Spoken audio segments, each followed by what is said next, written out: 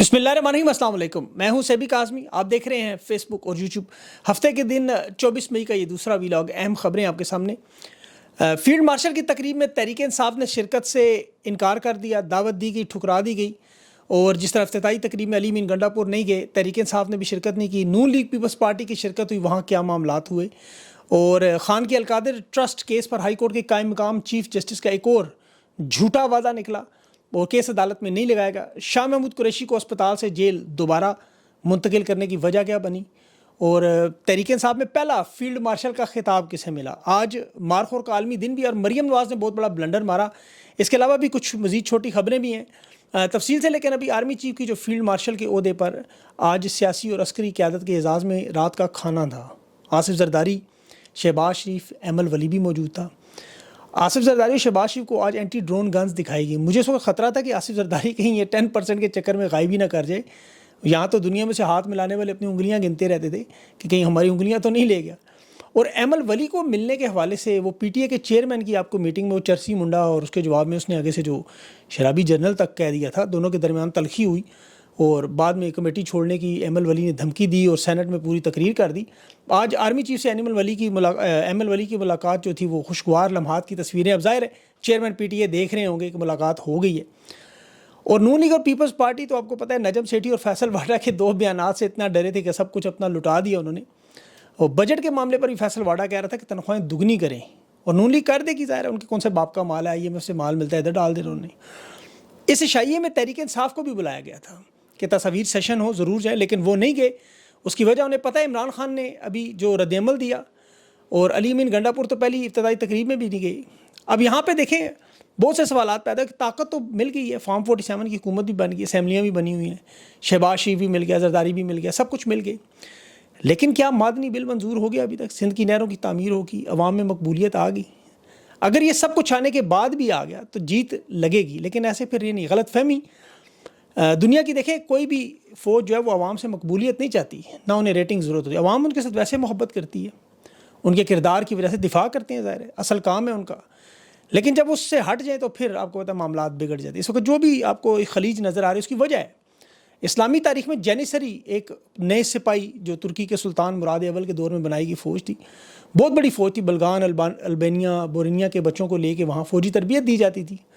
30,000 سے 1,00,000 تک یہ پہنچا دی تھی تعداد۔ خلافت عثمانیہ کی ریڑھ کی ہڈی تھی یہ فوج اس وقت۔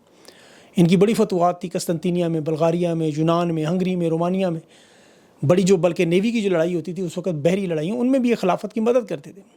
سلطان اعظم کے دور میں یورپ کے یہ اینڈ تک پہنچ گئے تھے اور بڑے وفادار تھے، بڑی تگڑی فوج تھی، مشہور زمانہ فوج تھی۔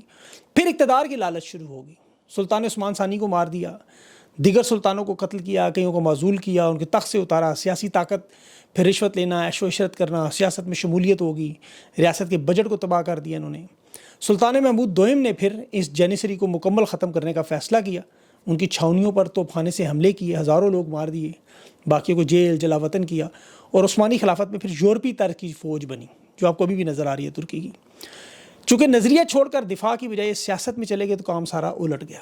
اب بھارت کی جنگ تو دیکھیں ہم جیت چکے ہیں، بالکل دو رائے نہیں ہے اس میں۔ فضائیہ ایک پروفیشنل ادارہ، جانشی کی طرح بالکل، نہ سیاست میں مداخلت، اور کوئی ایسی چیز ان کی طرف سے نظر بھی نہیں آتی، آپ کو پتہ ہے۔ دوسری طرف سیاست نظر آتی ہے، ڈائلاگ نظر آتے ہیں۔ ہندوستان کا سانس بند کرنے کی بات نظر آئی کہ ہمارا پانی بند ہوا، پانی تو ہمارا بند ہے اور ہندوستان کا سانس بھی چل رہا ہے۔ دریائے نیلم کا پانی بھی رکا ہوا ہے، دریائے چناب کا پانی بھی کم ہے، وہ نئی نہریں بھی بنا رہے ہیں، بھارتی ڈیموں کی تعمیر جو ہے وہ پاکستانی حصوں کے دروازوں تک ہو رہی ہے۔ تو کیا کر لیا گیا ابھی تک؟ تو یہ دیکھیں جو پاکستانی اکاؤنٹ حکومت کے بلاک کیے گئے، بند کیے گئے بھارت نے، ابھی تک وہ بھی آزاد نہیں ہو سکے، چینل نہیں کھلوا سکے گے اپنے، البتہ انہوں نے بند کر دیے۔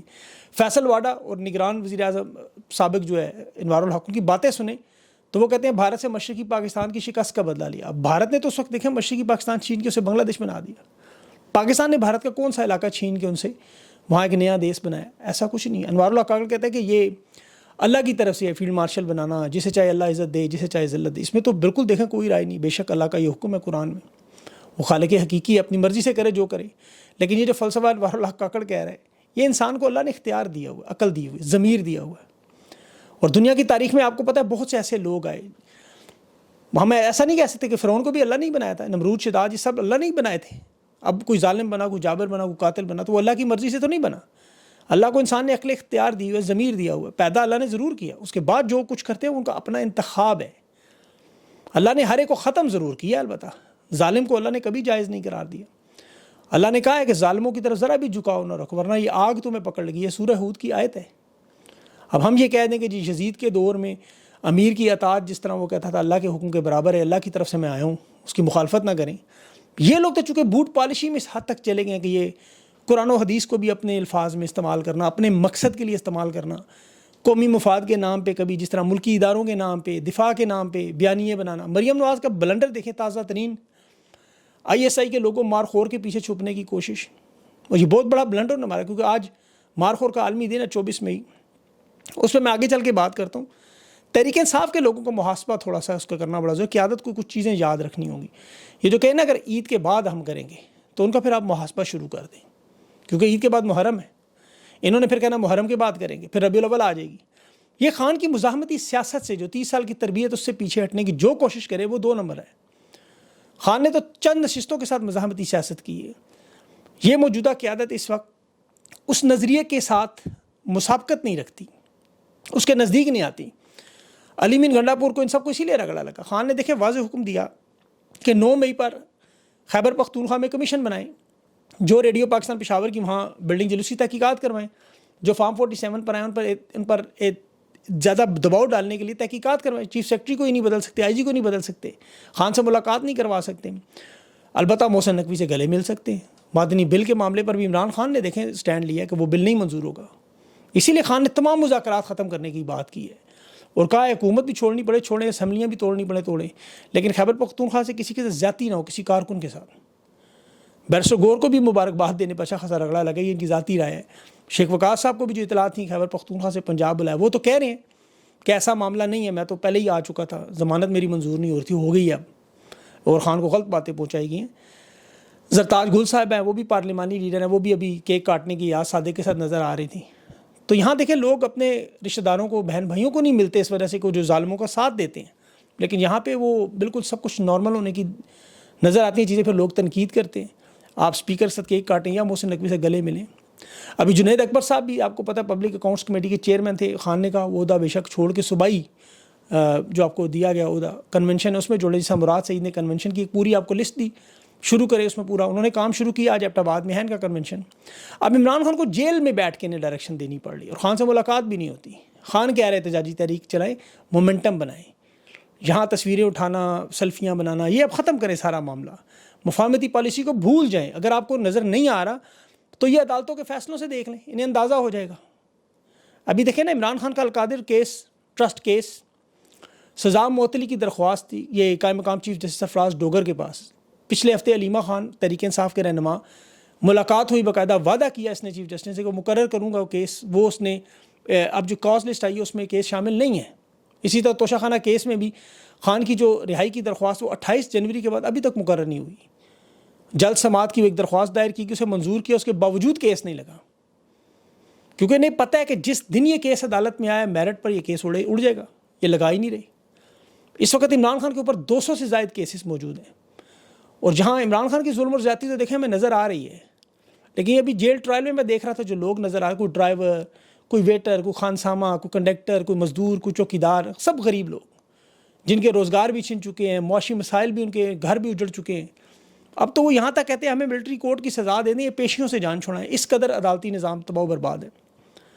شاہ محمود قریشی، آپ کو پتہ ہے مذاکرات ناکام ہوئے، اسپتال سے جیل منتقل، پوری کوشش کی گئی کہ ان سے اپنی مطلب کی ڈیل لے لی جائے۔ شاہ محمود قریشی نے کہا بھائی عمران خان نہیں مانتا، یہ ہمارے بس کا کام نہیں ہے۔ اور شاہ محمود قریشی کی شدید تشویشناک حالت میں، بیماری میں، علاج کی سہولت چھین کر جس انداز میں اسٹریچر پر ڈال کر وہ لے کے جا رہے تھے، یہ پاکستان کی تاریخ میں ایک چیز یاد رہے گی۔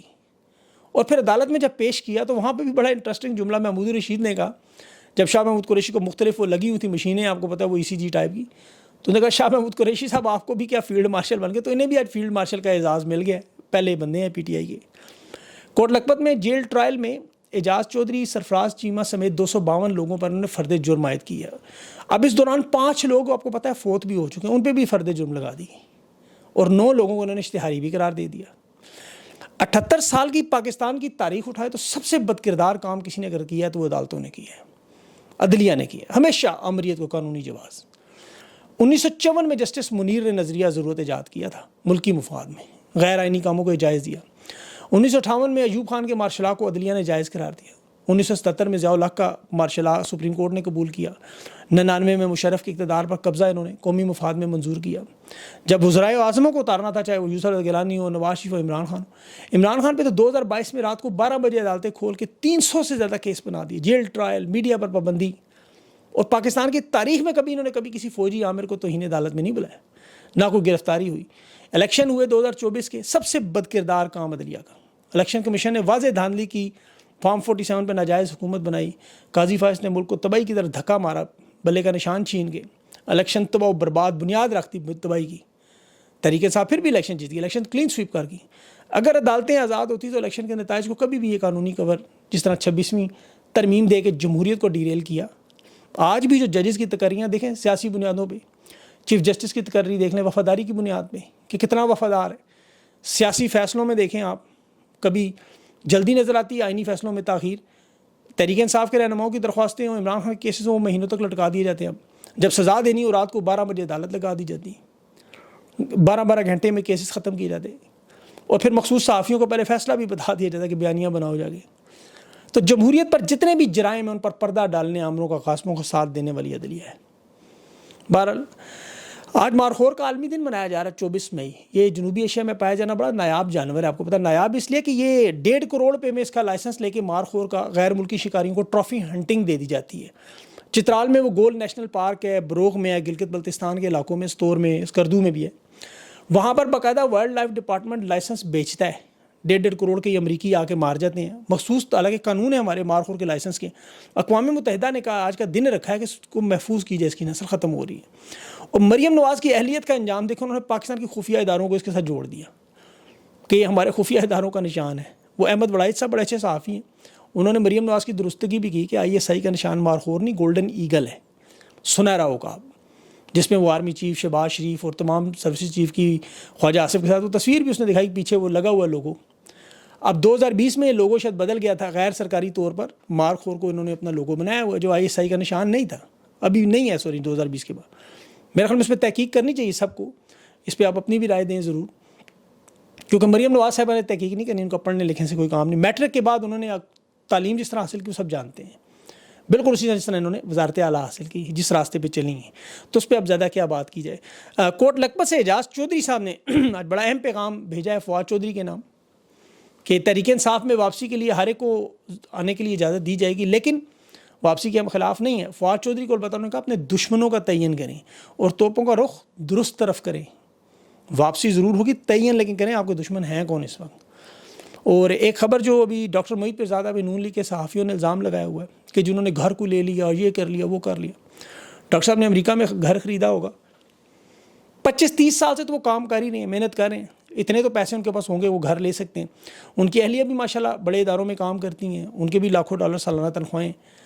اور ویسے بھی دیکھیں کوئی شخص اگر امریکہ, برطانیہ, کینیڈا, آسٹریلیا میں 20-25 سال گزارے تو وہ 2-3 گھر بنا ہی لیتے ہیں. یہاں تو وہ 15-20%, 10% بینک کو دے کے ڈاؤن پیمنٹ, باقی مہینوں کی قسطیں لوگ لگا کے کرائے سے وہاں سے پورا کر لیتے ہیں. کرایہ سے قسط نکل آتی ہے بینک کی, وہ آٹومیٹکلی 5-10 سال بعد, 20 سال بعد گھر آپ کو ہو جاتا ہے. لیکن اب چونکہ پاکستان میں تو انہوں نے ایسا کوئی وہ سرکاری عہدہ نہیں رکھا, انہوں نے کہا جی آپ جیو میں بیٹھے ہوئے 2-3 وہ جو آپ کو پتہ ہے 2 نمبر قسم کے لوگوں نے جی ڈاکٹر صاحب نے پیسے کھا لیے ہیں, اب یہ جوڑنا چاہتے ہیں را کے ساتھ, ہندوستان کے ساتھ. بہرحال یہ خبر تھی, میں نے کہا آپ کے سامنے رکھ دوں. ڈاکٹر صاحب بڑے اچھے صحافی ہیں آپ کو پتہ ہے. اس کے علاوہ متضاد چھوٹی چھوٹی خبریں, لیکن ابھی انٹرویو ہے انشاءاللہ, اس میں وقت تھوڑا ہی ہے, کوشش ہے اس کے بعد آپ سے بات ہو کل انشاءاللہ ویلاگ میں. اپنا خیال رکھیں, مجھے اجازت دیں, اللہ حافظ.